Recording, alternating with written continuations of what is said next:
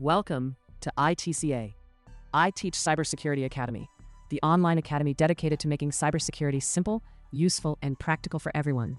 If you're new to cybersecurity, transitioning into tech, or trying to finally understand how security really works beyond buzzwords, you're exactly where you need to be. This course is called Information Security Assessment, and in Module 1, we're starting with the big picture.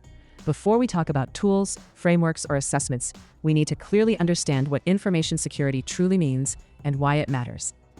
Most beginners think information security is just about hackers. They imagine cybercrime as someone breaking into systems from the outside. But security is much broader than that. Information security is about protecting information wherever it exists, however it is stored, and whoever is using it. By the end of this module, you will understand what information security really means, why security is not just about hackers, the true goal of protecting information, and how the idea of risk fits into everything we do in cybersecurity. This lesson lays the foundation for the entire course. At the heart of information security is one simple goal: protect information so it remains safe, accurate, and available when needed. To achieve this, cybersecurity relies on three core principles known as the CIA triad. The first principle is confidentiality. Confidentiality is about keeping secrets secret. It means only authorized people should be able to access information.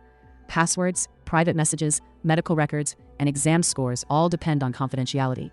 If the wrong person can see sensitive information, confidentiality has been broken.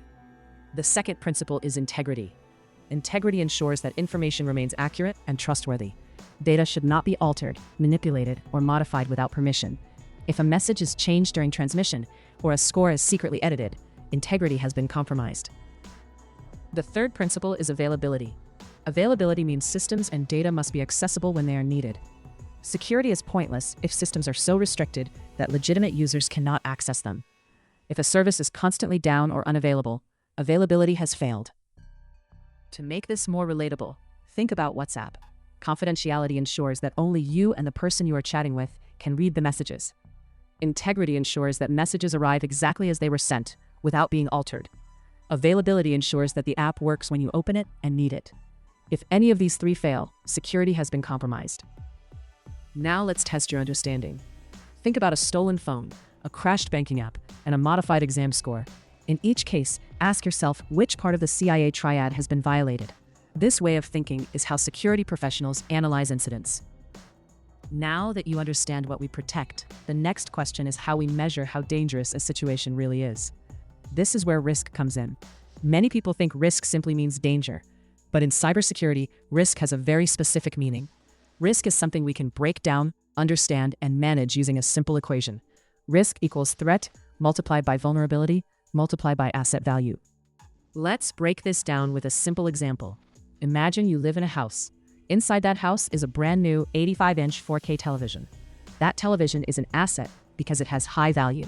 A burglar who wants to steal televisions represents a threat. Now imagine you left your front window open. That open window is the vulnerability. Here's the key idea. If the window is closed, the risk drops, even though the burglar still exists and the television is still valuable. Reducing vulnerabilities reduces risk. Now let's apply this to cybersecurity. A company has a server containing customer credit card information. That server is the asset. Hackers who want to steal financial data are the threat. The server has not been updated in 5 years, which creates a vulnerability. If the company patches and updates the server, the hackers do not disappear, and the data remains valuable, but the vulnerability is reduced, and therefore the risk is reduced. This helps us clearly see the difference between key concepts.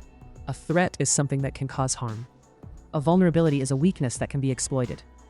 Risk is the likelihood and impact of that harm actually happening. Another simple way to remember this is risk equals threat multiplied by vulnerability multiplied by impact. There is no complicated math here, just logical thinking. You can see the same idea in everyday life. A thief is a threat. A broken door lock is a vulnerability. Losing valuables is the impact. The risk is how likely the theft is and how much damage it would cause. To practice this way of thinking, consider an unlocked laptop using public Wi-Fi or shared office computers. In each case, ask yourself what the asset is, who the threat might be, and where the vulnerability exists. This mindset is what separates casual users from security professionals. Let's quickly recap. In this module, you learned what information security truly means. The 3 pillars of security: confidentiality, integrity, and availability. Why security is not just about hackers, and how risk is formed by threats, vulnerabilities, and assets. This foundation will guide every information security assessment you perform going forward. If this lesson helped you understand cybersecurity more clearly, like this video, subscribe to the channel, share it with others starting their cybersecurity journey, and turn on notifications so you don't miss the next lesson. In the next module, we'll begin applying these concepts to real-world security assessments.